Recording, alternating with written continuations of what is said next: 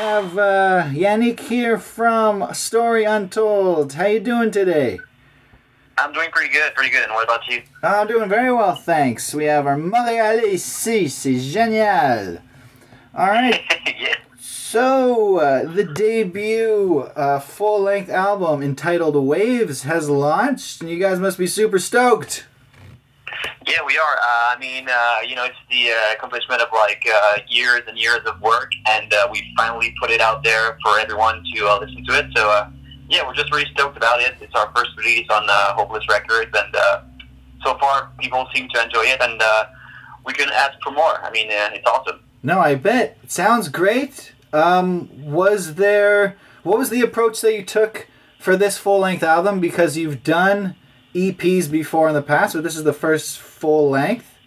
What approach did you take for Waves? Did in regards to did your visions change? Did your ideas change or styles change for this album at all?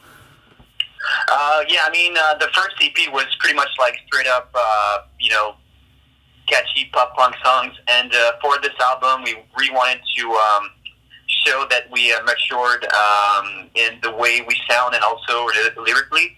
Okay. So I got inspiration from bands like Bring Me the Horizon and Paris mostly to write the songs on the album, and I think so. There's some songs that were on the EP that would fit the vibe of this album. Songs like "Give Up on Us" and "What If." Yeah.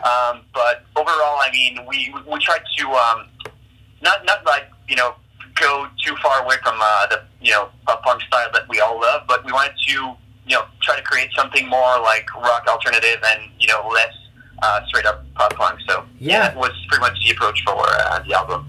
For sure. Okay, so you took like a bit of like a heavier direction.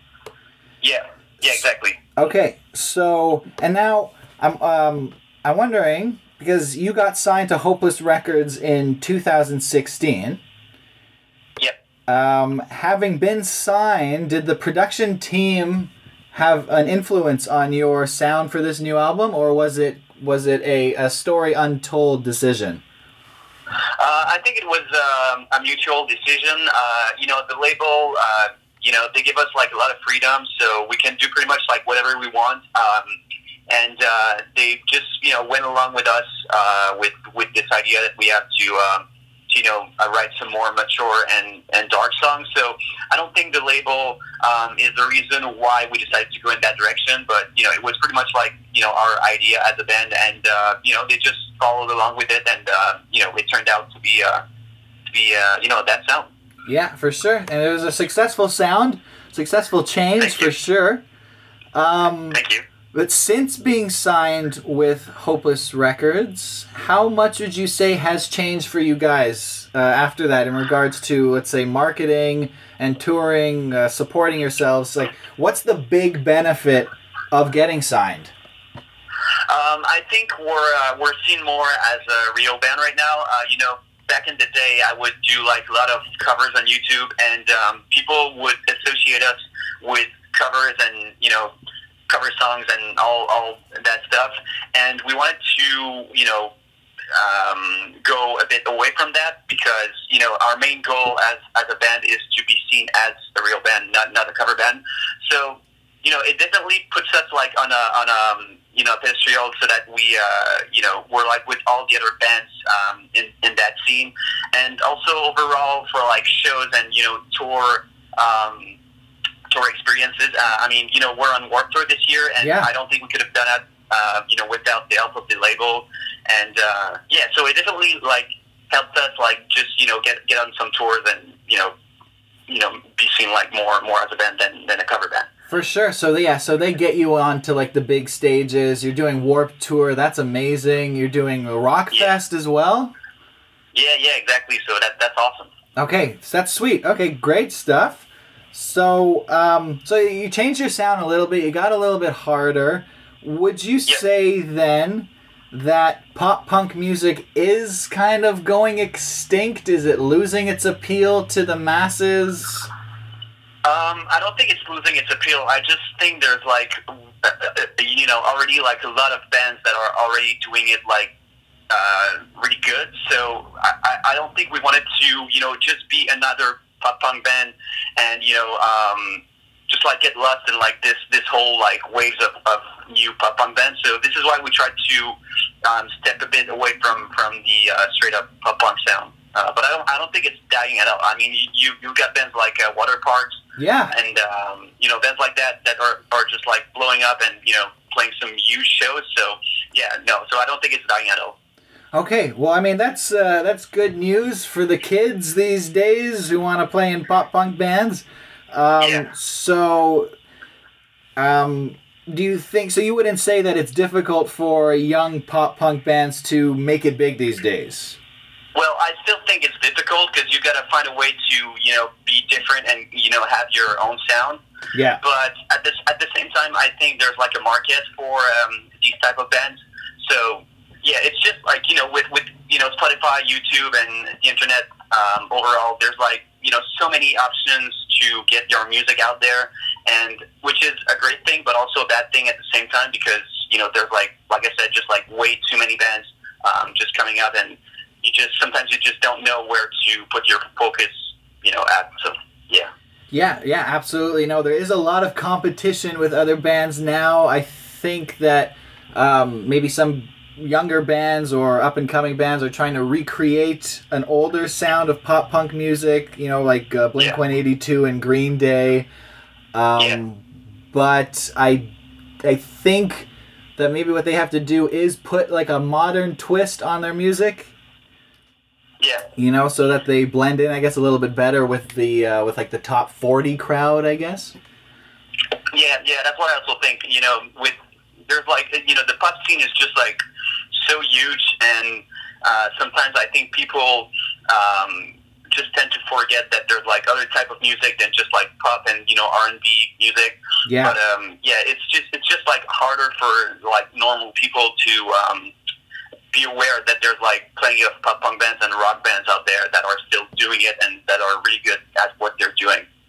Yeah, well, I mean that's absolutely for sure. There's no denying that. How do you? So then what do you think the secret is? Like, how do you think pop punk bands make it big these days? Is the internet the best way, or is playing? I think it's a balance of both. I think it's good like to have a good presence on social media, but it's also good to have a foot like in the real world, like by opening shows for like bigger band and just like getting some connections, just like by talking to trying to get to know like more well-known bands and get in touch with them and so yeah, I think it's just like I said, just the balance of both. I don't think it's good to only be on YouTube or on Spotify. I think you've got to still got to put yourself out there and go play shows, and even if it's just like in front of like 20 people, yeah, if those 20 people are gonna tell all their friends about your band, then they're gonna be like 40 people at your next show, and just like that. 20 people. I wish that many people played at my band's shows. No, I mean, we still, sometimes we play shows in front of like 5 people. So yeah, okay. The other day we play shows like in front of like big crowds opening for simple bands. So it's just like very weird, but I think it's a normal situation for like every band that's starting up.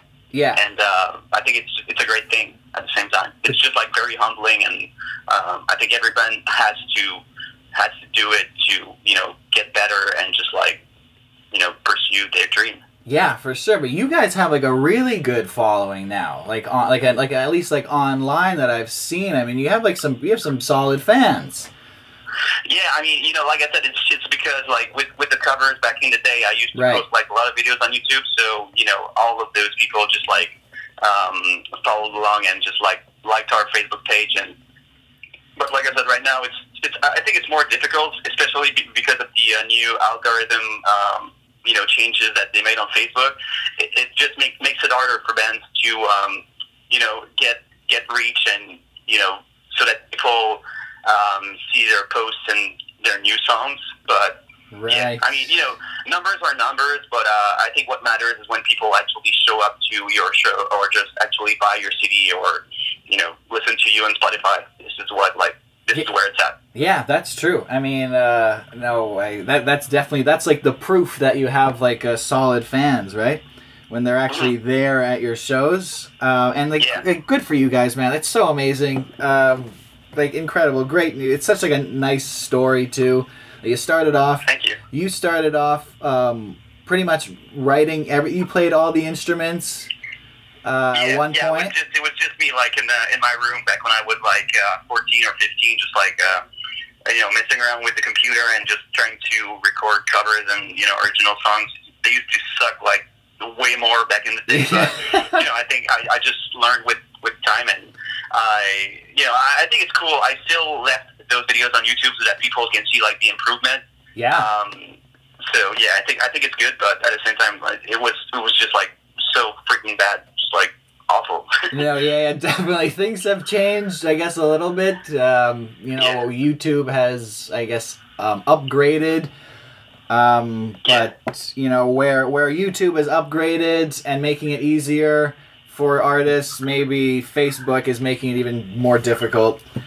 But that's a whole other story, unfortunately. But I mean, like, what about like the fun side of having made it this far, like the parties and stuff, or are there any you've opened up for Simple Plan, and these were like a big influence and like inspiration to you when you were growing up.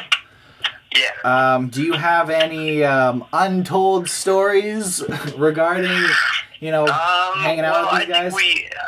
I think at this point we pretty much like told everything that we had to say. Like I think my favorite moment about the Simple Plan, the first Simple Plan tour we did, it was our first time like on the road, just like messing around and having some fun. And there was this one night in which that we drank a bit, and we ended up like fighting, me and Jesse, my guitar player, with like this cardboard cutout of a big ginger man. I don't know where we found it, but so we're just like fighting in a room. And at one point, he decided to let it go, and it went straight, into my mouth, and I started bleeding because it was like, it was like a big hit. And so he was just like laughing at me, just like, and I was just like, when you're gonna go to bed, I'm gonna pee in your shoes. And he was just like, fuck it, you're not gonna do it.